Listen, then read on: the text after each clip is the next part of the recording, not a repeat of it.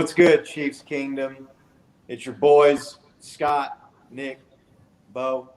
It's 6 o'clock Tuesday night, Kingdom time. That means it's the Kingdom Cast with a special edition first place episode.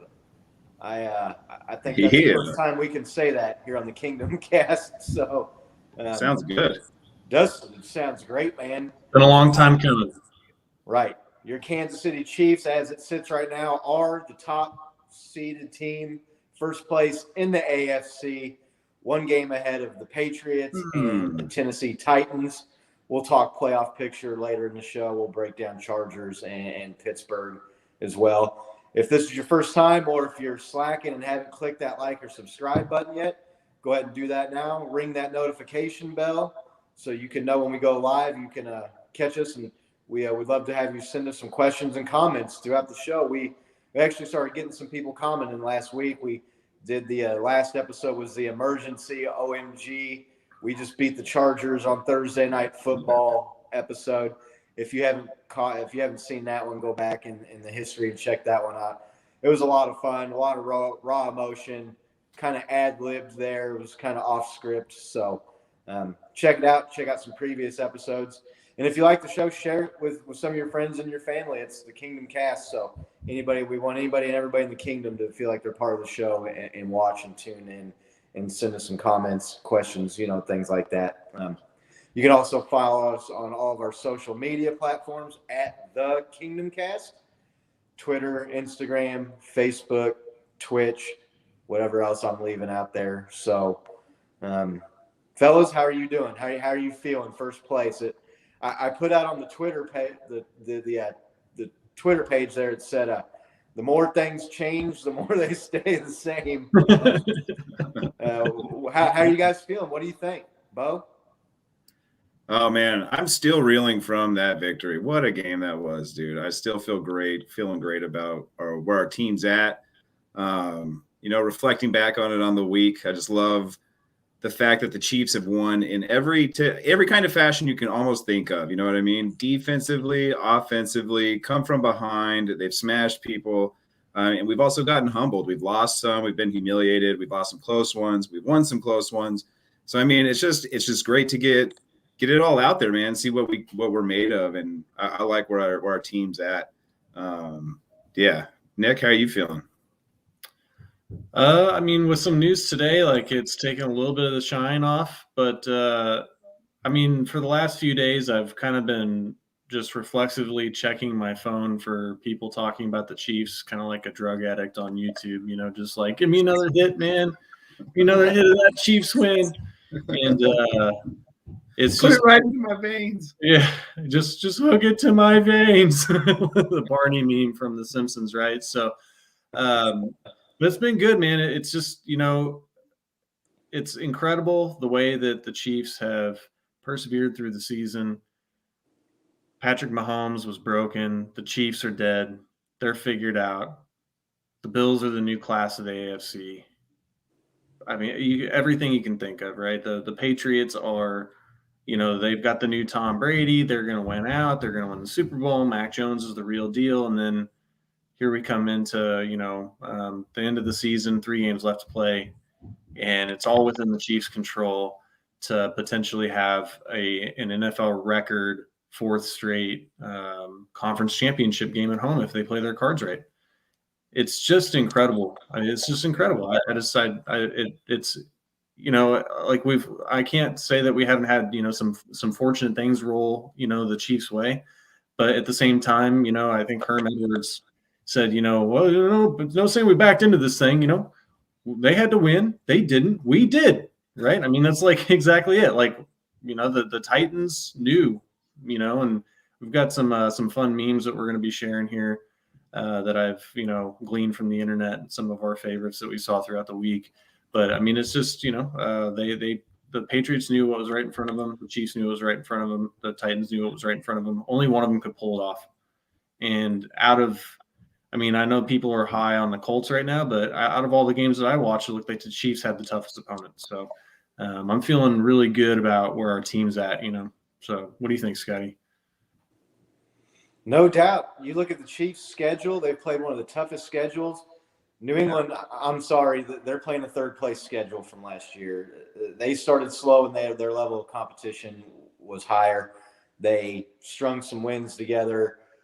They had some fluky things where they won a game where they threw 3 passes and against Buffalo and just some other things. So, yeah, no, Chiefs, the cream rises to the top, as the saying goes. Yep. And for all the people that want to say Patrick Mahomes has regressed, or this team has caught him, or this quarterback has caught him, or this guy's lost a step, it's just look at the standings at the end of the season, and they're right back where they've been at the end of the season the last 2 or 3 seasons here. So they're in the driver's seat. I couldn't agree more. Yeah. They were, Tennessee and New England had the tiebreaker. Their games were not as tough. I think everybody nationally would agree that the Chargers with Justin Herbert and some of their playmakers are better than Pittsburgh, and so certainly better than the Colts. Colts got Jonathan Taylor, but Carson Wentz, I think he completed 5 passes or something like that in that game. So yeah, that's it's money time, it's crunch time, and that's how the Chiefs have been able to swing things in their favor. Winning in December, Patrick Mahomes' record is ridiculous in December. So when the games matter most and when the plays matter most, the Chiefs are the ones making the plays. So yeah, just to say that 4 straight AFC Championship games at home it's just ridiculous. I mean, we've got more AFC Championship games at home than Denver has wins against us in the last 6 years. So it's incredible, this run that they're on. It's incredible. Patrick Mahomes, Tyreek Hill, Travis Kelce, Chris Jones, Frank Clark, Tyrann Mathieu. What they've been able to naming the COVID list or what? Yeah, well, we'll get to that in a second. So. Oh, now I'm sad. I thought you were jumping ahead right into Right. it. You just started listing everybody. Right. That's the insert the meme, got Eeyore over here dragging down the buzz, but certainly it's an amazing accomplishment. And if they could be the 1 seed, they were the 2 seed the Super Bowl year, but if you could be the 1 or the 2 seed 3 or 4 straight years and get the championship game at home, that's just unheard of. Like Nick said, it's never happened in the history of the NFL. So certainly something to keep an eye on. With that comes, Chiefs, they need to win games. Bo just kind of alluded to it a second ago. The COVID list is becoming concerning. Tyreek Hill, Travis Kelce, Chris Jones. There's some big names on that list, and the list is growing. Willie Gay. The game coming up Sunday. Nick Bolton, yeah. So how many players have to have COVID before they move the game or reschedule it? Or is it a percentage thing? Is it just up to coaches? They're just making this shit up as they go, Bo. Right. Clearly. Yeah. But they rescheduled all these games that are going on or here in an hour. But right. But have you guys heard of what is that? Catalyst. I think they'll wait until closer to the game because some of the guys that are on the COVID list for the Chiefs are vaccinated. So that means that all they got to do is have 1 negative test. Butker is not vaccinated, so I'm pretty sure he is out at this point. But Travis Kelce, Tyreek Hill, Chris Jones, I think these guys, all they got to do is get a negative test and be symptom-free by Sunday or by Saturday, and they can play. Right. So it's one of those things where they monitor it, and they obviously, with TV contracts and ticket sales and stadiums needing to know, prepare. It's a major production. There's a lot that goes into putting on an NFL game and a TV production. So they're very hesitant. They're reluctant to reschedule games. So I'm pretty sure you won't see anything like that until later. I want to say probably till like Friday. I can't recall. Do you remember when they rescheduled all these games that got moved? It was later in the week because they were putting it off because because fans were complaining and people were saying, they got to reschedule this game. And I want to say it was at the end of the week because with the new rules, they have new COVID protocols, and with vaccinated players only having to have 1 negative test, depending on how many players you have that have gotten the jab, you could be looking at 5 or 6 or 7 guys coming off the list here in the next few days by the end of the week. I think you're right, though, about Butker. I saw somewhere that we went ahead and signed up our practice kicker, kind of a just-in-case scenario, but it's more like I would imagine they're planning to not have Butker for Sunday's game. Right. Yeah, I don't think you're going to see butt kicker out there, unfortunately. And I know he's a kicker, but the dude is a weapon. Yeah. He's good, dude. He is. 55 and 56. 50 plus. Right. I mean, 55, 56 yards, the dude is money. I mean, I sent you guys the GIF of Batman kicking it through the field goal, and that's what I kind of feel like he is sometimes, man. He's like a little superhero we kind of forget about. And then, yeah, like you said, just nails in some 50-yarders. Right. How many of these teams like the Chargers and some of these other analytics-driven teams would be maybe not going for 4th and 3 with Butker when you're looking at a 49 or a 52 or a 53-yarder? The Vikings didn't last night with Greg Joseph, and lost my fantasy. Congratulations, Dez, by the way. Tom Brady, but yeah. Anyway, sorry. No, I've been there about it.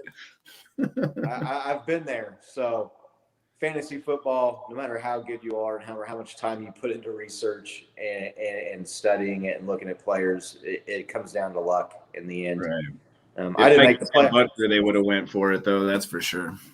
Right. I was the highest scoring team in 2 of my 3 leagues last year, and I didn't make the playoffs in any of them this year. So you just never know from year to year what's going to happen with that. But so yeah, him being out, it's not like having Patrick Mahomes out. Certainly does not have the impact on the game and the team that a Tyreek Hill or a Travis Kelce or a Chris Jones has. But he's also not insignificant. Do either of you know if Jones is still on the – we can't still be on the COVID list. So that means he contracted again or tested positive again? Because, like, wasn't he on it last week too? I thought I saw him on there still. But he played. Or no, he didn't. No, he didn't play last week. Sorry. Yeah, I got my – And I don't know his vaccination status either. So, yeah, I mean, you've got Tyreek Hill and Travis Kelce on that list right now on offense, and – that was the Chargers game right there. I mean, you look at those two guys. What they were able to do 330 yards or whatever, right? Right. No, exactly. Need to get those guys back. Sounds like the good news is they're both jabbed up and have a much easier, clearer, more possible path to playing this weekend, or if a game were to get postponed a day or two, get those guys back. That's really crucial. Just real quick, what do you guys think about this protocol change and rescheduling games? How do you feel about that? What are your thoughts? Just real quick. I don't want to talk about COVID for a half an hour here. This is a football show, not a COVID show. But unfortunately, it's bled over, and the Chiefs seem to be the team that's having most affected and having the outbreak this week. Nick? I mean, I think that what you saw with the change here is that they were more trying to pressure people to get the vaccine, and now that pretty much everybody's vaccinated. What's up, pup? And now that everybody's vaccinated, for the most part, they're having outbreaks. The NFL is going just back to straight up money. They're like, well, we're not going to be canceling games because all of a sudden 20 people are testing positive. So, hey, if you get the sniffles, you let us know. We test you. If you don't tell us anything, we don't test you if you're vaccinated. It's you only need one negative test. It's a very odd switch, really, but I think it just really shows you that we're just trying to get people to take the vaccine by implementing what I would say are, where Aaron Rodgers said were draconian measures. And now that it's actually starting to look like it's going to impact the bottom line and cancel games, they're just kind of throwing a lot of that shit out the window. So without getting too much into it, I mean, I don't, this isn't a political show. So, whether that's right or wrong, what they did, I'm not to get into that. I'm just saying that that's what it appears from the outside to me anyway. Yeah, I couldn't agree more. Like, I think you guys were joking earlier, but there's a little truth in the joke that I think they're just making the shit up as they go along anyway. Yeah. And definitely profit driven. I mean, they're looking at last year's numbers versus this year's numbers, just probably on attendance alone. Just like, what are we doing? And yeah, so I just kind of think it's, fly by the seat of their pants, just kind of going like implementing the measures that will keep them away from the Twitter sphere of like, can you believe this company is doing this? You know what I mean? Like they're like, no, we have the protocols in place, so quote unquote. It is what it is. Yeah, I'm not a big fan of what they're doing though.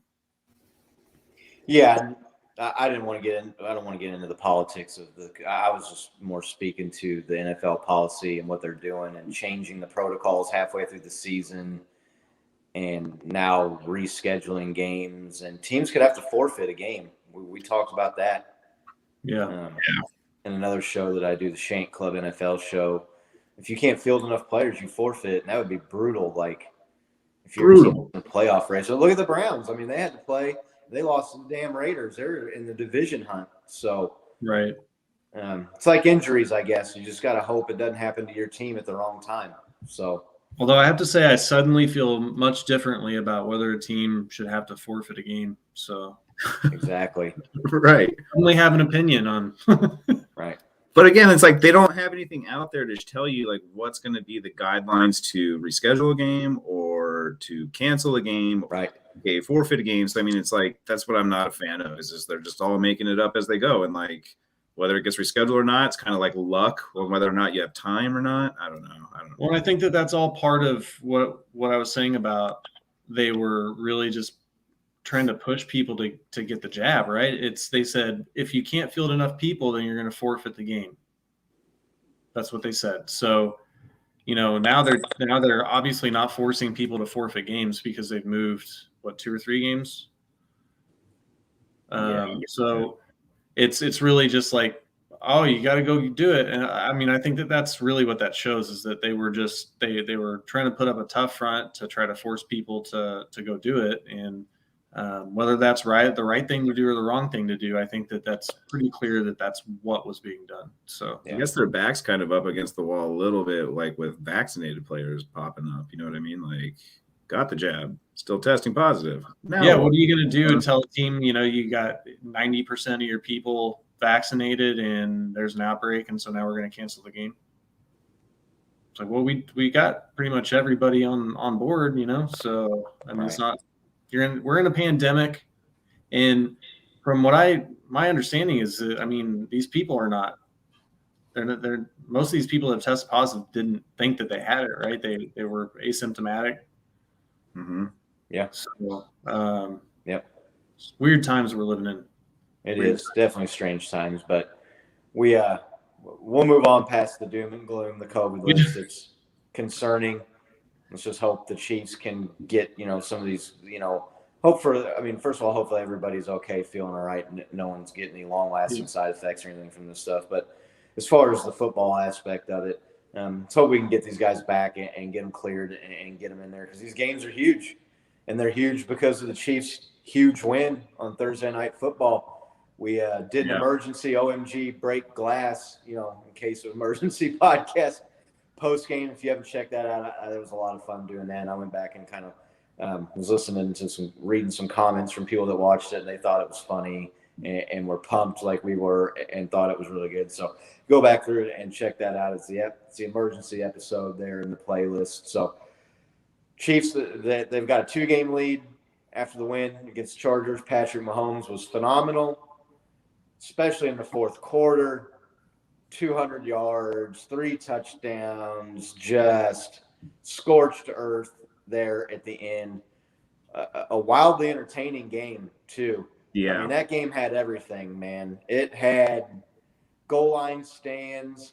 It had big plays. It had drama. It had overtime. Just anything, turnovers, exciting plays, big plays, 2 quarterbacks, going at it. And now that I'm looking at that picture of Patrick Mahomes, those white on white with the gray face masks are dope ass uniforms, man. That was sick. Yeah. I'm kind of a uniform geek though, so I know everybody doesn't get, as excited as I do about unis, but that uniform is dope looking. It's almost as classy as the all reds. I'm not gonna lie. I think I lean towards the all red uniforms, but those whites I like the white on white for sure. I love the gray face mask, man. That looks sick. They could keep that on the road uniform, and it wouldn't upset me one bit. So, but yeah, Mitch Holthus on the call there on the Chiefs radio network of the Kelsey game-winning touchdown. He said, in the biggest division game in 5 years, and it was, man. That game was a big game. There's a lot on the line. A lot on the line. Chiefs wanted to assert their dominance, wanting to keep the Chargers in the rearview mirror. The Chargers were a team, Justin Herbert as a quarterback, that had gotten better and was improved, and it looks like they were, a legitimate concern after 10 years of hearing they were the team that were going to dethrone the Chiefs at the top of the AFC West, and then they would go 7-9, 8-8, and not really challenge the Chiefs. They did this year, and the Chiefs were up to the challenge, made plays when it mattered most. Wasn't necessarily the prettiest, but exciting, fun game to watch. Now that you've had some time to kind of think back to that game, what stands out to you, Bo? The thing that stood out to me the most, after thinking of it, still reeling from it, is that it was just refreshing to see Patrick Mahomes take charge when he needed to. Yep. We've talked all season, is he listening to all the noise outside? Is what's going on in his head? You know what I mean? Is he getting overcoached? Is somebody telling him not to scramble? All these different things we were thinking about.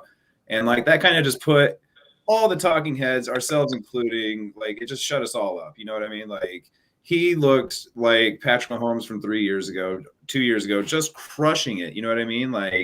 The right instincts, the right plays. I've used the term surgical before, just precise, just a leader, dude. I mean, you can see the team respond to it too. They're like, oh, he's doing it. You know what I mean? We gotta step up here. And they did. Luckily, we didn't have anybody drop a pass, I don't think. So that was huge for us.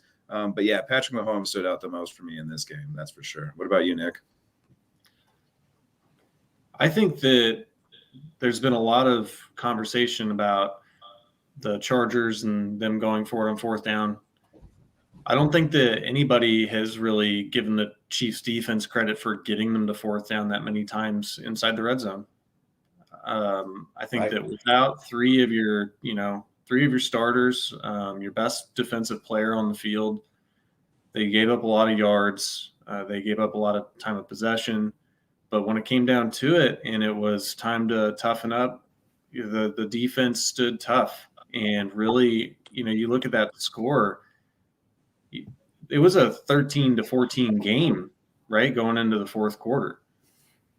And our defense just holding up in that many situations and getting those stops, regardless of whatever. They knew, they said after the game they knew that they were going to go for it on fourth down, and they had a plan.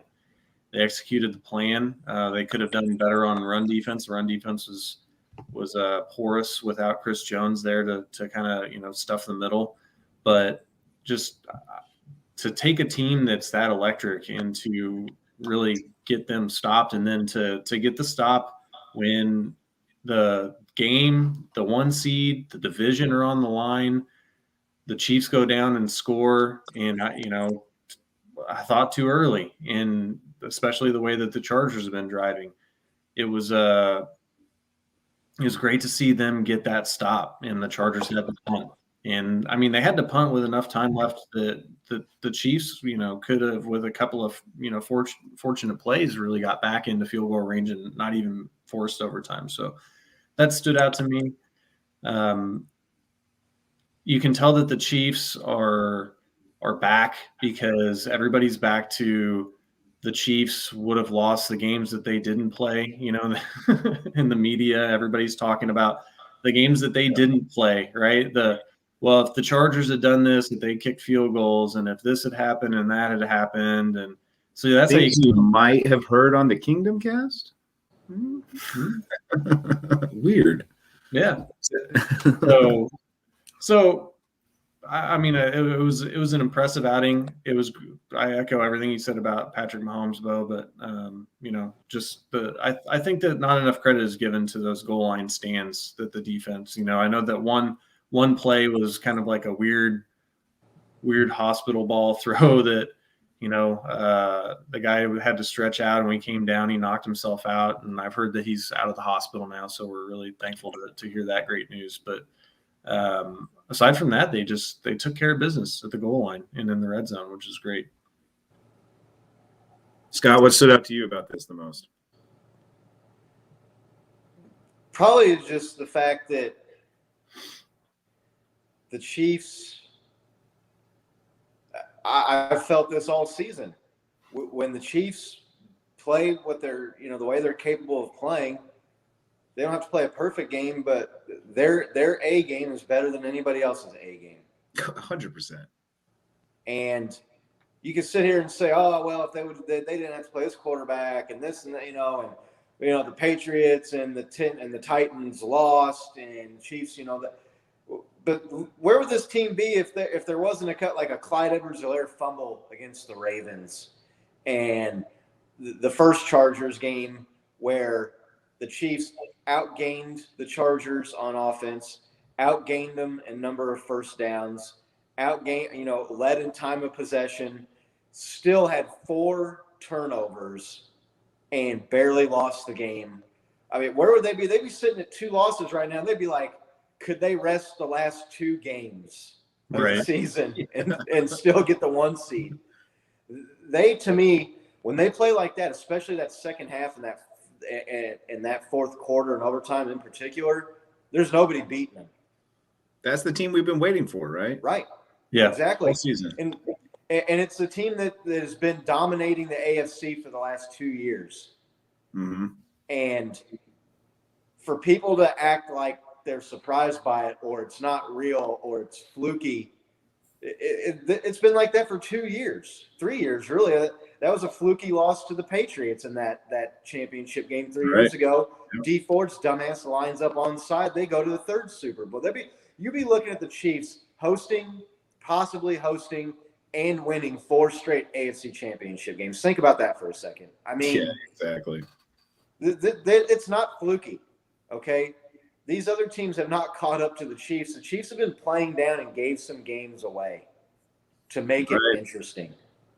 So I'm sorry. Patrick Mahomes is the best quarterback in the NFL, and the Chiefs are the best team in the NFL when they play the way they're capable of playing and cut out the dumb mistakes, cut out the drops that lead to interceptions. And to Nick's point about people saying the Chargers went for it too much on 4th down, all you've heard for the last 2 or 3 years is, you're not going to beat the Chiefs kicking field goals. You got to be aggressive. And then when a team is aggressive and tries to do that, then it's they shot themselves in the foot and gave it away. Well, which one is it? Jude, I mean, that to me, though, I know you're being kind of rhetorical with that question, but like that to me, you got to have a sense of feel if you're the Chargers coaching staff, right? Like to go for it every single time, no matter what, without taking into account everything that's happened in the game, where you're going at in the game, the score, how close it is, how devastating, going into halftime would have been, or any point in that game, just going at 3 more points. It would have just been like, oh man, just that much harder. It fascinates me that people stick to statistics that much. We were kind of talking about it on Sunday. Like, you can always lose. And until that statistic is 100% guaranteed, you're always going to see that, or not always, you're going to see that happen where teams go for it and bite the big one like the Chargers did. I mean, we're seeing it, though, so common now in the NFL. I'm wondering how quickly that statistic turns around, because I've seen so many teams going for it 4th down and not getting it, that I think that's going to move that little statistic right back to the median. Like make it more. The Ravens lost going for it on 2-point conversion. That's the 2nd game that they've lost going for 2 at the end of the game to try to avoid overtime. Right. Yeah, exactly. Yeah, I'm not even speaking to whether their strategy is sound or not. I'm just talking about this national discussion of that's how you beat the Chiefs, and then when team does it, oh, you can't do that against the Chiefs. You gave the game away. Well, which one is it? That's good. You know what I mean? That's a great point. Well, But again, having some awareness, these having some experts, they awareness and don't knowing know what you're more. doing. Sorry. Go ahead. No, you're fine. I'm saying it just goes to show these experts, right, and these people, these analysts or whatever, they don't know. They're just talking, and they don't think about what they've said in the past, and it's clicks and it's trash. But yeah, that's what I mean. That's what I took away from the Chiefs and that winning that game. Just reminding everybody we're number one, and we've been number one for a while. Scott, it's haters. They're haters. Yeah, well, That's true all too. it is.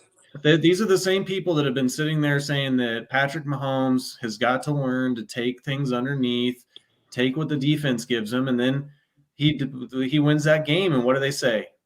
Oh, well, it was a lot of yards after catch, and it was really not, he's got gaudy stat line with 400 passing yards, but, he was throwing shorter passes, and it was, Tyreek Hill and Travis Kelce getting yards after the catch. I mean, it's just haters, man. Yeah, for 100%. Sure. So, yeah, Chiefs, they've been the best for a while, and they're still the best. Yep. And that's my takeaway. So, speaking of being the best, we are going up against Pittsburgh Steelers coming up here. I don't know if there's anything else you guys want to talk about from that game. Just this little stat that I threw up right there. With that game, Travis Kelce became the only tight end in NFL history to have 6 seasons with over 1,000 yards catching. He's the only tight end to do it, and he did it consecutively. I think that's that word consecutive is huge. Oh yeah, no, it's insane. Yeah, he's the man. People want to talk about George Brittle. People want to talk about George Kitty. George Kitty or George Brittle or whatever you want to call him. Even Mark Andrews now, there's some people have tried to insert him into is he the best tight end in football? And they're good players. Don't get me wrong. I'm not trying to disrespect them. But saying you're not as good as Travis Kelce is not a disrespect. It's not a slight. Okay. Right. But they're just not as good. He's the best tight end in football. Shows up when it matters too, right? Clutch. Yeah, no doubt. Patrick Mahomes-esque, right? I mean, we featured it on this show. He's the most consistent motherfucker we call him TMFK for a good reason, man. Like when you need him, he's there. I think he has the most third down conversions in the league, period, as well. Well, before we go to the Steelers, I think I'm going to throw up. I got some memes of the week here so that we can go through. I'll put this on big screen here.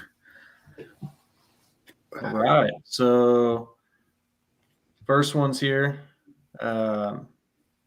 Probably my favorite here is I love that Jordan, and I took that personally. I mean,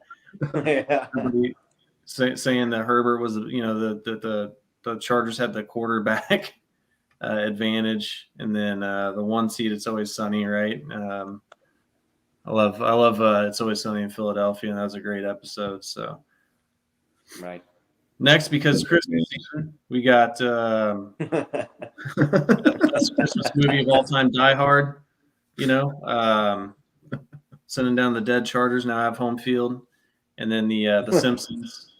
It's the Kingcast logos. It says weeks 1 through 7, and then week 15, the Chiefs are back at the bar, man, sitting at the table.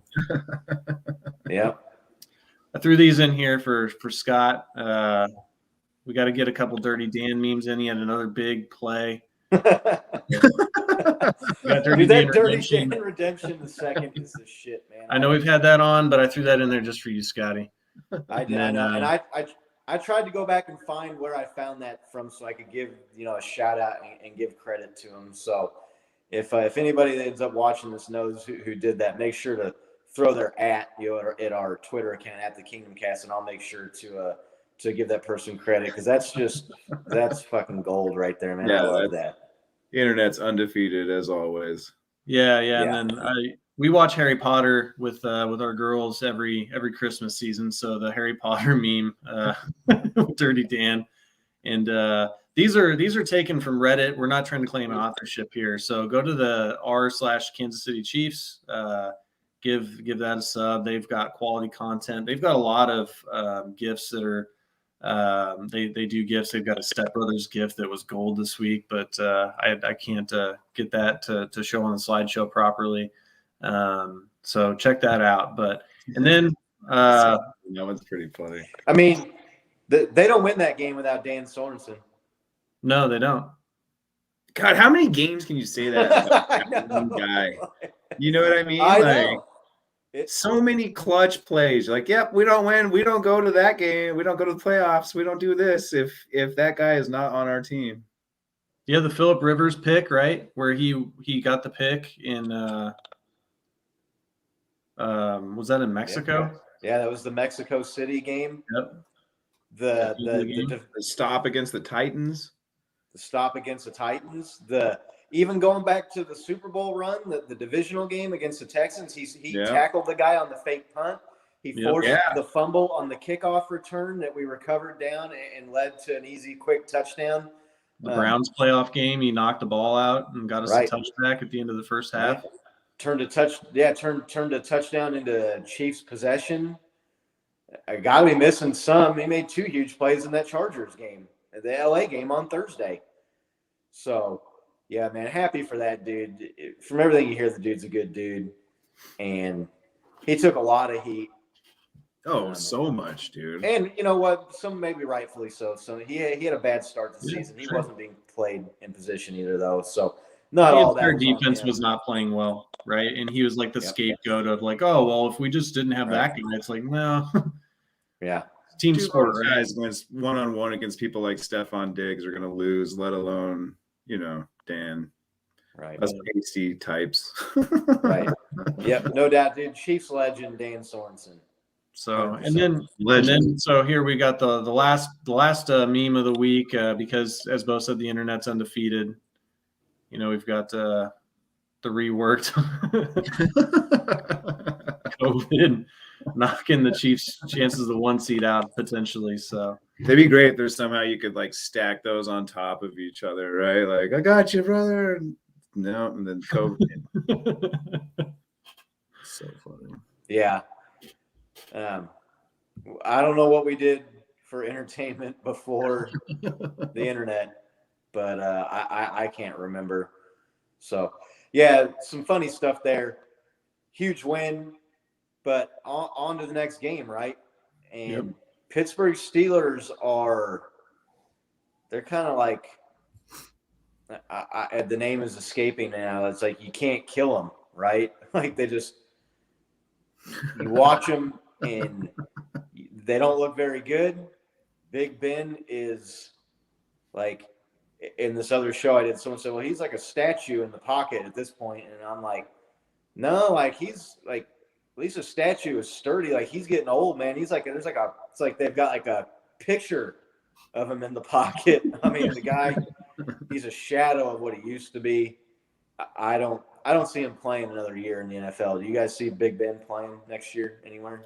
I thought he said it was his last year. Did he not? Oh, I don't know. I hate the Steelers almost as much as I hate the Raiders, to be quite honest with you. So I don't read any of their content. I don't pay attention to anything that's Steelers in the news. To me, it's like Raiders, and then Denver, and then Pittsburgh's right down there in the gutter with them. Can't stand them, hate them. The last time the Chiefs played the Steelers was Patrick Mahomes, 380 yards and 6 touchdown passes or whatever it was at Heinz Field. It was kind of his coming out party, really, because I want to say that was the second or third game of that season, and he looked dynamite in the first couple of games. But you thought, oh well, man, this kid looks good. Like, man, like look. And then that game he went in there and just had his way with Pittsburgh defense and humiliated them in Pittsburgh. I remember watching that game just thinking, man, this dude he's the real deal. That's the guy. Yep. You're mentioning him like hanging around. Like every Pittsburgh game I've watched, it doesn't seem like Ben's the problem, though. I'm not gonna lie. Like no, don't get me wrong. He doesn't seem agile, and he doesn't seem like the Ben Roethlisberger you couldn't bring down of years past. But at the same time, like I've seen him throw ropes. I've seen him drop it right in the bucket. You know what I mean? Like, dude is on point. And like with today's technology, you see it, they zoom up right on your face. He looks so frustrated with the team that he has. And so like I'm not worried about Ben so much as I'm worried about if like the team starts clicking. Like Ben, I'm always worried about it in that sense, but like the team just isn't that great. And I don't know. Chase Claypool, their receiver, hasn't looked that star-studded as he was supposed to be this year. They just don't look like a dominant team, but for some reason they hang around. And I don't know if you guys are old WWF fans, but there was a famous nickname that Bret Hart's brother, Owen Hart, rest in peace, had a nickname. He was called the Nugget. And the reference behind that is like a turd nugget you couldn't flush down the toilet, just kept staying around. Just kept popping back up there. That's the Pittsburgh Steelers, dude. They're the Nuggets. They just hang around. You can't flush them down for some reason. Is that where they got the Denver Nuggets name? Pretty sure, yeah. Yeah. Yeah, but I mean, the thing that scares me about this game is mostly TJ Watt. I mean, that guy has been on a tear, right? I know that he was a little banged up in that last game. So I feel pretty confident in our defense if we, depending on the starters that we have out, I guess. But if we have Chris Jones back, we have, our pass rushers back, I feel, pretty solid about our ability to get to Big Ben and force pressure. Their offense, I mean, if you watch that Titans game, it was because the Titans kept fumbling and turning the ball over. And I mean, they would fumble on the ball and the Steelers would get it and move it like 3 yards and then kick a field goal. I mean, that was really how that game went. So I feel if we have number 15 and we can keep them clean, I feel really good about our chances here. We do have the keys to the kingdom here. The mission: beat the Steelers, maintain home field advantage. And if you look at it, right, offensive yards per game, advantage is the Chiefs. We're third, they're 21st. Offensive points per game, 27.5 for the Chiefs. We're sixth. They're 20.8 for the Steelers. They're 21st.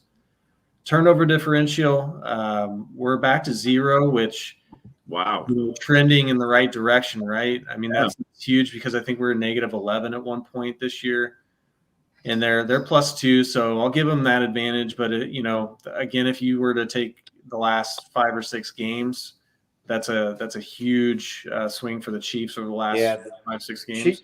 Chiefs are back to 0. And they also have, I saw something today, they have the 5th most takeaways in the NFL. So that just shows you how bad they were about giving the ball away and unlucky. Okay, I'm just going to say it. Yeah. I've never seen a team have as many tipped passes turn into interceptions as I've seen the Chiefs have this year. That's why when I hear Chargers people being like, "Oh, that was such a lucky goal line stand," like, did you know how much BS we had to wade through to like? Don't talk to me about like unlucky plays. Like, come on. Right. Yeah. Right. But then even you get to the defense, points per game allowed. The Chiefs are 21.1, which is now 8th. Which, considering how they started the year with being one of the worst in history, is an amazing turnaround. The Steelers 23.9, they're 22nd. So that's advantage Chiefs. Yards per game. Remember, sorry to cut you off. Remember how bleak it looked for our defense the first 2 or 3 games? They were like averaging like 250 rush yards against, and we talked about it. They were like, you were like saying, this is the worst defense as far as number of first downs given up since it was like the 1942 Bears or some shit. Something like 50s Colts or something. 60 years ago. The turnaround has been unbelievable. It's been great to witness, though. It has been. No, credit to those guys for keeping their chins up, and guys, especially like I think the guy that epitomizes that most is Dan Sorensen. Yeah. Didn't give up on themselves. Didn't feel sorry for themselves. Didn't just let it, play out the season. Like they buckled down and turned that ship around and got it headed in the right direction. So kudos to them. It could have been really easy to be demoralized and just be going through the motions or quit or feel sorry for themselves. So massive turnaround. one thing it opened up my eyes to was how dependent position play is. Like, speaking of Dan Sorensen, right? Like, kind of playing out of position. We had Chris Jones playing out of position, and like, to me, the lines always get overlooked, whether it's broadcast, podcast, whatever it is. And like, I personally kind of thought, like, oh, you just move him to the outside. That's awesome. We have such a dominant force on the outside now instead of on the inside. And then, like, he didn't do jack shit. And I was just like, oh, maybe this is a thing. Put him back on the inside. And what a tear the Chiefs have had since he's gone back on the inside. But, yeah. Yeah, that's absolutely right. So defense yards per game, I mean, we're pretty close to even, but Chiefs ranked 24th. Steelers ranked 27th. And then, Scotty, I did watch Shant Club, so I did this one for you. Last one, it's a little covered by the banner, I think, is the QB is often confused for an actual statue in the pocket. Chiefs no, Steelers yes, advantage to the Chiefs there. So, I think the Chiefs' offensive line can kind of scheme around TJ Watt a little bit, and Mahomes can escape. I'm going to guess his 40-yard dash time is just a half a second faster than TJ Watt when he's chasing him. So, exactly. The Steelers' offensive line is terrible. Yeah. And if Chris Jones is back and that defensive line can tee off on Big Ben, it's going to be a long day for the Pittsburgh Steelers. Yeah, I couldn't agree more with that at all. Going back to Watt, isn't he on pace to almost set the sack record this year? Yeah, and he's like 5.5 sacks in 5 games or something like that. Something ridiculous. That dude's an animal. Little worried about our O-line, but what's up, Johnny V? But I'm also confident in the fact that Mahomes can scramble more so than everybody. So, yeah. John V in the house. Yep, our man John V. Good to see you, bro. Thanks for tuning in, checking it out. 49ers had a big win there, John's team, last week. We need the 49ers to do some work for us, too. They play Tennessee this week. They can pad that cushion over Tennessee, who obviously has the head-to-head tiebreaker against us. So they're right in there is the biggest threat, I think, maybe equally as much as they have the same record as New England. I think New England still has a tiebreaker, maybe with AFC record, depending on what they do with the Bills. I don't know how that would affect that. But, 49ers getting work done, looking like a playoff team after early in the season. Maybe there were some questions about whether or not they would be a playoff team and whether or not Jimmy G would make it to the end of the season. They might just be forced to play Trey in a loss year. So, I'll be big-time 49ers fan this week when they're playing the Titans, no doubt. And I've said it before, John V, he's got to show the locker room rant that him and a couple of buddies of his do. Check it out. It's a lot of fun. It's really funny. Really good show.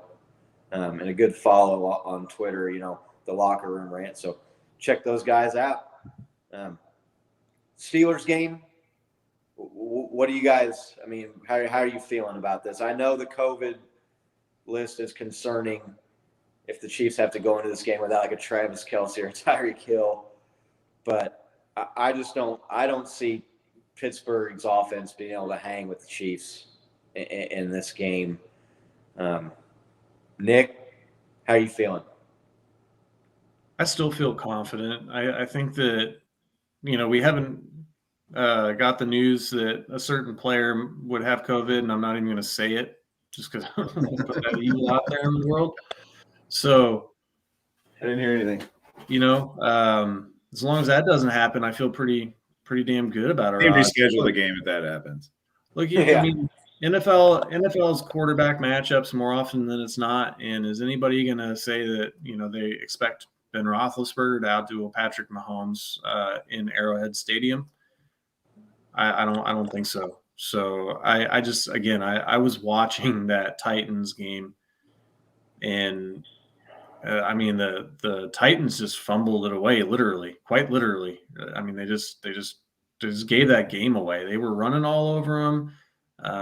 They were getting yards, and then they would just like throw a pick or fumble the ball, and it was like it was incredible to watch because the Steelers just couldn't move the ball at all. I mean, literally just couldn't do shit. I mean, it was really pitiful. So I feel really good about our chances here.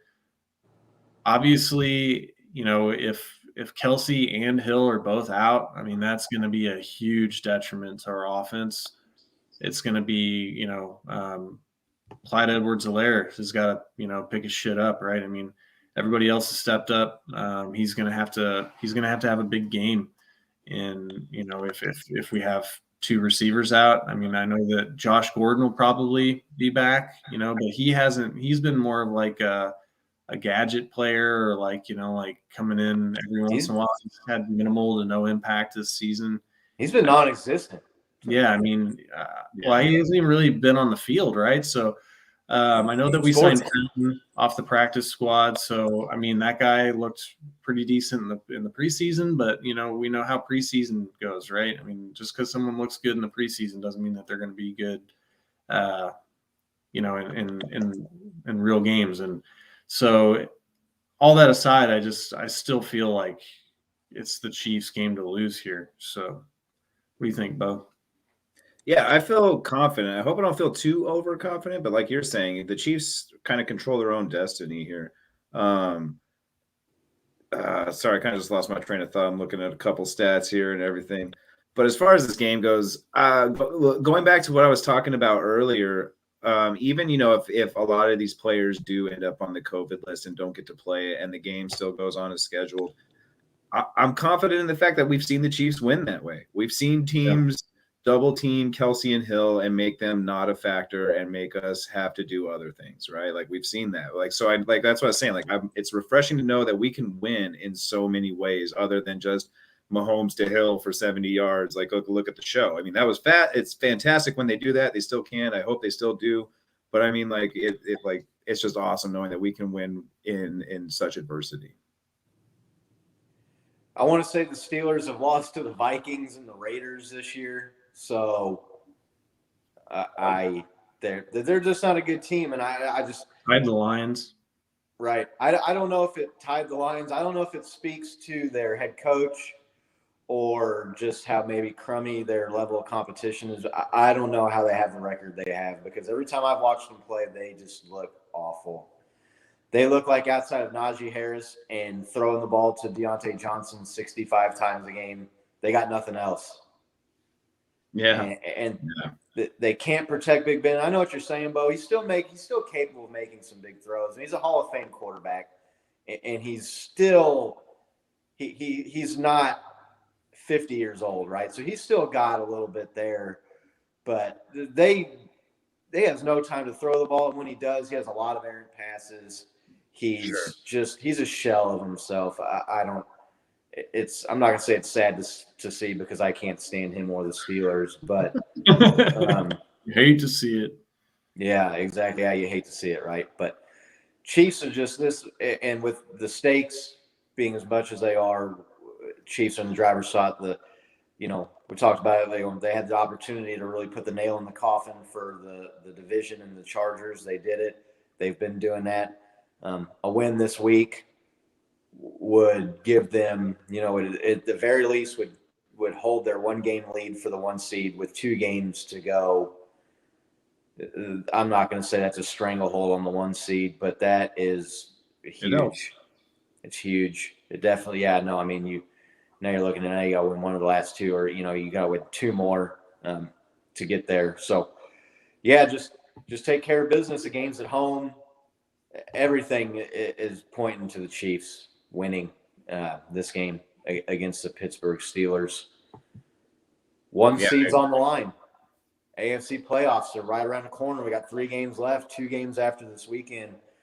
We obviously have talked about the Chiefs being in first place in AFC with their win against LA and New England and Tennessee both losing this last weekend. 3 games left to go. I put out a poll on the Kingdom Cast Twitter asking Chiefs Kingdom, how many wins do you think out of these next 3 is it going to take? How many wins get you that 1 seed, 2 or 3? I want to say that it was 53-47 3 games. So pretty close, but a slight majority of the kingdom and the people who voted think it's going to take all 3. I know you and I have talked the 3 of us have kind of talked about this in chats. You're a little bit more optimistic than I am on how many it's going to take. Nick, what do you think? 2 or 3? What's it going to take? I think it's going to be 2 games. I didn't watch the Titans in the Patriots game and come away supremely confident in either of those teams going undefeated the rest of the way. I think that both of them, there's a good chance that both of them lose this week, to be honest. Which, if the Chiefs could pull off this win with the Steelers, despite COVID, both of those teams lose, that puts us in a really good spot, only having to win one of the last 2 games. So that I think that the Titans have a better shot of losing to San Francisco than they have at winning, and the Bills Patriots game, I know that last game there's much ado made about the coaching job done by Bill Belichick, and people are calling it this is the most Belichick game ever, blah blah blah.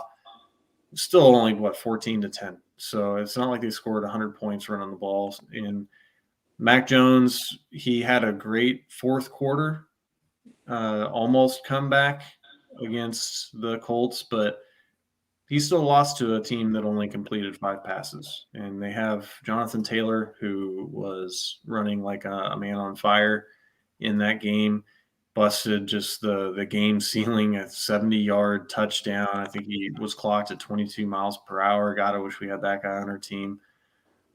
But but I don't know. I mean, I think that there's probably 50 to 55% chance that both of those teams lose this week. So I'm going with 2. It's tough to say, dude. That Patriots-Bills game to me is the toss-up. This year's been so crazy with football games. I mean, we kind of brought up some teams losing to the Lions and tying the Lions. I mean, teams have lost to the Lions or they beat the Lions and lost to the Lions, beat the worst team, beat the Bucks and everything. This year's just crazy for NFL math. I don't think you can look at that and be like, well, this team beat this team, ergo they're going to do this. I think we're going to see a completely different ball game. Obviously, the weather's going to be different in that Patriots-Bills game. I'm leaning that the Patriots are going to win, though. So I'm going to have to err on the side of 3. I don't. 2 seems like, that sounds great. We have the team of years past. It's only going to take 2 wins to do this. Just with the way this year's going, I don't see that happening. I see something happening next week or this week to where we're going to need to win out. We've been saying that since week 3 or 4 that it's been a tall order. It's still on our plate. We still have to do that. You know what I mean? We can't get comfortable now. I would say 3. I would say 3. We have to win out. It's going to be necessary. I'm with you, Bo. I think it's going to take winning out. I think it's going to take all 3. I don't see Tennessee and New England both losing another game. Tennessee gets A.J. Brown back, I believe, this week. That's a huge. That's one of the most underrated receivers in the league, as far as I'm concerned. In my opinion, he's a great player. Who knows? He's been off on IR for multiple weeks, so who knows how healthy he is coming back. He may not be 100%, but still 90% of A.J. Brown is still pretty damn good. I don't know if they're expecting Derrick Henry to be back. I think that's more like playoffs. I don't know that he can come back, that they're expecting him to be able to come back before the end of the season. So they've got reinforcements. I did see that the 49ers are a favorite against Tennessee. And maybe if John V's still watching there, maybe he tells what he thinks about that game. Obviously he probably thinks the 49ers are going to win, but he can give us some insight there on what, I'm pretty sure that is right, that they were the favorite.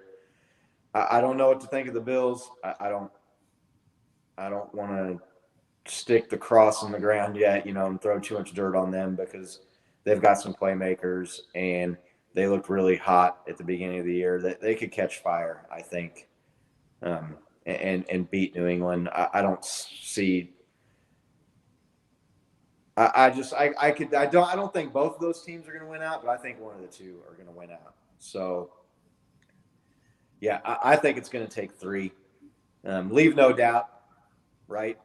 Yeah, definitely. I mean, I'm not saying that, we should try to lose a game, but I I think know. that Yeah. I think the odds of I just feel like the odds are good that they lose one of their last 3, and I think it's going to be this week.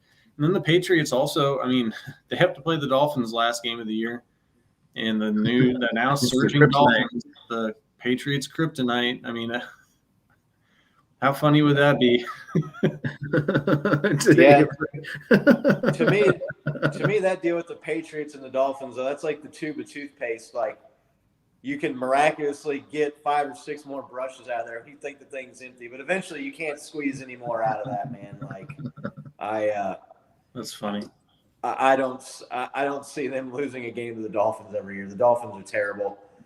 I was joking about that, about when we were picking games on the Shank Club NFL show that I do. If you haven't checked that show out, I've tweeted out a link to it and plugged it a few times. It's a lot of fun. It's really raw. It's some English dudes. It's guys from all over. There's some English dudes. There's some Americans on that show. It's a lot of fun. But they said Dolphins and then whoever they play this week, and I said I thought the Dolphins were even playing this season. I thought they took a year off. I don't see the Dolphins doing it again this year. It could be. You want to throw John V's comment back up there real quick? I didn't get a chance. Yeah. I was talking. That I'm driving on the turnpike. Niners are going to have a tough time running the ball. Titans' run defense is really good. Yeah. No, that's a good point. That's a really good point. So, how did the Niners? Correct me if I'm wrong. They did really well running the ball. They had pretty much Deebo Samuel running, or not Deebo. Yeah, was it Samuel running the ball? Yeah, that Kyle Shanahan is, and he comes off of his dad Mike Shanahan, the Broncos and coach and Super Bowl champion. They've always got a good running game and runs fit and run schemes. So, but what I was alluding to is they smoked it this past week on their run game. Am I correct? Like they tore it up. Yeah, no, they do, and they do that a lot of weeks, and that's kind of their bread and butter, and that's how they got to the Super Bowl against us that one year, really. And a lot of people said they should have ran the ball more in the Super Bowl against us, and maybe they would have had a better outcome. So who knows? But yeah, so no, we'll definitely be rooting for your boys this week, John, against Tennessee. Hopefully they can get some work done for us here in Chiefs Kingdom and do us a solid and put Tennessee another game behind us. So yeah, I think it's going to take all 3. Like the Simpsons meme, we're going to have the 49ers flag this time with us dressed in Chiefs gear. Right, exactly. Yeah, no, I root for the Niners too. I've gotten to know a lot of guys like John and my buddy Nick. They're Niners fans, and they're an NFC team, and why not root for them? And they were the team. They were the shit back when I was growing up. Started watching football back in the 80s and 90s with Joe Montana and Steve Young. And they were the Patriots back then. Back in those days. Yep. I can't tell if we lost Bo or not, or if he's just froze up on my screen. But he's like doing this. I don't know what he's doing. No, he's definitely not doing that anymore. Okay, well, yeah. So be rooting for the Niners. Be pulling for them. Playoff picture. Chiefs get, if they can win out and get the 1 seed up, John's back here. If one of you guys want to read his comment, I'm on my phone. Yeah, it says they are going to force Jimmy to throw the ball by stacking the box to shut down the run. We don't need to run Deebo into the ground. Tough one on the road. Yeah, you don't need to run them, but it doesn't say that they won't. Yeah, John B doesn't sound as confident as I do in his team. Right? Do they get it done or not, John? Yay or nay? They win or not? I'm interested to see what you're going to say. I know he's going to say they're going to win, but I would just like to say that the Kingdom Cast does not support texting while driving. So I hope he's. Well, I'm sure he's doing talk to text, or maybe he's got talk to Wi-Fi text in the car or something. So I support it. Go ahead. Live rebelliously. America. Yeah. So we're looking at the playoff picture here. Chiefs can hold on to the 1, get the bye week. who are some of these other teams you think are going to sneak in here? It's really kind of mixed up with the Ravens and the Browns and that division, and the Chargers and the Bills. Who do you think makes it in there? Those 6th and 7th seeds. And how crazy is that the Browns were playing, and if they won, they were going to be leading their division, and now they're the 5th team out or something? Yeah, that's losing to the Raiders is a tough enough week. All right, there we go. John B's on record, 27-21. There you go, John. That's what I like to see, man. They can definitely get it done. They're favorites. I want to say they're like a 3-point favorite in that game on the road against Tennessee. So, and I know John doesn't want to hear this, but Jimmy G I saw is the highest rated quarterback or the highest graded on PFF since week 8 or something like that. So he's been playing better football at the quarterback. That run game helps him out a lot, obviously. Maybe they'll play well enough and they'll keep him and they'll trade Trey Lance away. Right. So who do you guys think sneak in here? The Colts now, they're in there. I don't think they have a chance for in sure. the division, but who makes it in that 6th and 7th seed in the AFC? Colts, Chargers. Who stops the Colts? Who stops the Colts right now? I don't know who they play, but I can't think of a team that would stop them right now. They're Carson Wentz looked next level awful in that game, though. He did, but they got a lot of other weapons, and when he looks on, he does look on. But not that game. And Jonathan Taylor is just a freak. Right. Yeah. God damn it. Every time I watch that guy, I just picture him in a Chiefs jersey, and What could have been? Makes me fucking sick. I guarantee you, Jonathan Taylor's career long run with the Chiefs would be more than Patrick Mahomes and Clyde Edwards-Helaire. Patrick Mahomes, for those of you who didn't know, with his 32-yard scramble, beat out Clyde Edwards-Helaire's career long run of 31 yards against the Los Angeles Chargers. Still makes me sick to think that Jonathan Taylor could be on this team right now. But I digress. Getting off topic there. It's so weird because the Ravens and the Browns are just, and even the Steelers and the Bengals are just right there. So who do you guys got? Who, if you were putting down on it right now, who sneaks in the 6th and 7th spot in the AFC? Who is it? I'm going Colts, Chargers, Bills, or Patriots, depending on how that game goes, right? That's 4 teams for 2 spots, but okay. Well, but the Bills and the Patriots. I'm with you. The Colts are a wild card team. They're in the 5 seed. The 6 and 7 seed will be the Chargers and either the Bills or the Patriots, depending on who wins that division. Bo, who do you got 6 and 7 seeds? 6 and 7 seeds. It's so hard, man.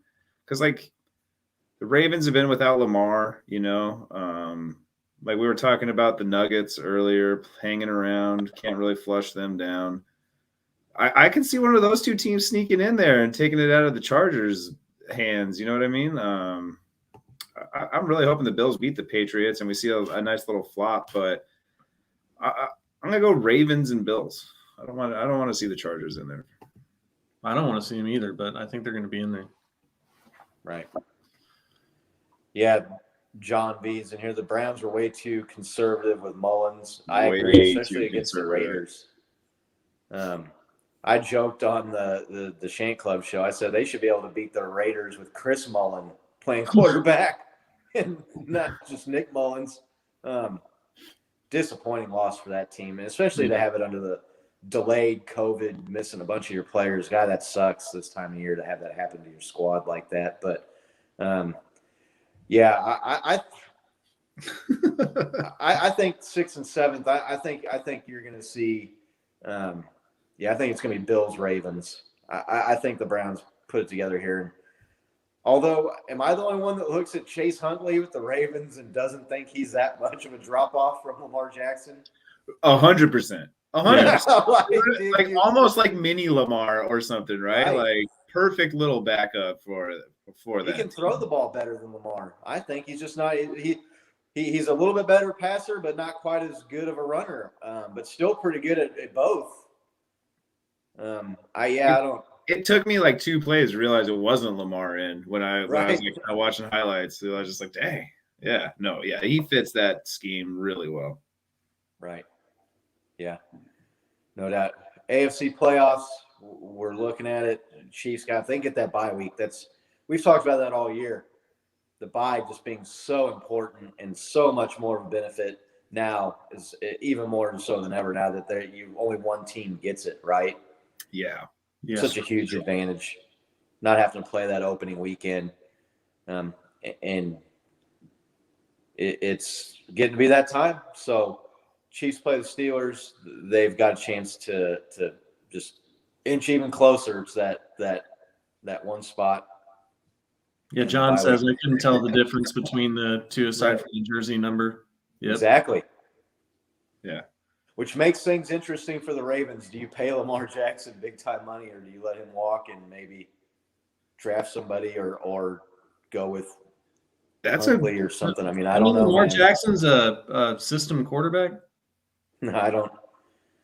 He can change systems though. Right. Like, so like I was kind of laughing at that question too, but I was actually thinking about it. That's actually a really good question, right? Like, do they keep him and like just go with Huntley? Like, he'd obviously have to prove himself way more than just 2 games or whatever. But I mean, let's say he does, man. Like, Texans need a quarterback, Jets need, like, a bunch of teams need a really good quarterback. You know what I mean? And like, that's not too far fetched. No. Maybe you do like a sign and trade or something. I mean, you don't see that a whole lot, and you see it some here in the NFL. But that's interesting. But I don't want to talk about the Ravens on the Kingdom Cast. I fucking hate the Ravens. So earlier I said that it was like Raiders, Broncos, Steelers. I got the Ravens like right there with those guys as far as like teams I hate the most. So let's not talk about the Ravens and Lamar Jackson anymore. I was talking to somebody at work, and I said something about hating the Steelers, and they're like, "You like hate a lot of NFL teams?" I was like, yeah, I mean, I had my heart broken a lot of times over the years. Pretty much just like 1 out of 30. There's a few teams I like, but there's a lot of teams I hate. So, no doubt, yeah, for sure. I don't know, anything else you guys want to talk about, or before we get out of here? No, man, I'm good. Kind of got to wrap it up a little bit. Got to go pick up Ashley. Okay, cool. Well, thanks again, everybody that watched, tuned in. Our guy John V, appreciate you tuning in. Check out him on the Locker Room Rant on John YouTube. V, come on the show sometime, my man. Yeah, we'll have you. We'll get John V on here at some point, no doubt, for sure. Maybe with playoffs come around and Niners make it in there, we'll do like a playoff preview or something, and we'll get John V on the show for sure. Check out his show at the Locker Room Rant, no doubt.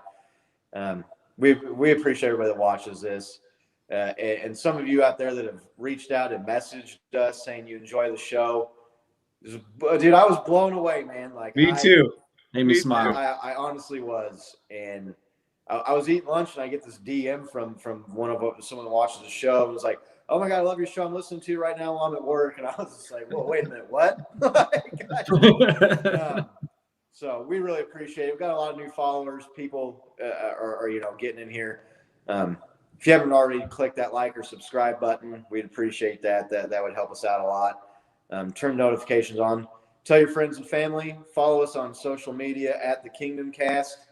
And we'll be back. Are we going to do a Saturday pick'em show? Do you guys think we'll do that this weekend? Or yeah, we can do that. We haven't done it in a minute. Our scores are a little staggered, way behind. But Christmas Day, or maybe it's Christmas Day. Maybe we can do Friday because I've got Friday off of work, so maybe we could do like a Saturday or Friday afternoon or Friday night pick'em thing. So Sunday morning. Yeah, or we could do Sunday. Yeah, Christmas morning. Sunday morning might be good. Oh, I thought you said Saturday morning. Sunday morning, Boxing Day after,rs. Christmas morning is a little rough for me, dog. Yeah. Tell the kids you have to wait to open the presents because you're watching the Kingdom Cast. So, we appreciate all the kind words and the messages and all of our new followers and everything. And click that like and subscribe button if you enjoyed the show. tell your friends, tell your family, and we'll tweet out. We'll put out there when we decide what we're going to do for a pick show. Maybe we could even get some other folks on here and pick some games with us. So until then, everybody take care. Be safe out there. If for some reason we don't get to be on before Christmas, Merry Christmas, everybody out there. And Merry Christmas. Let's go Chiefs. Go Chiefs!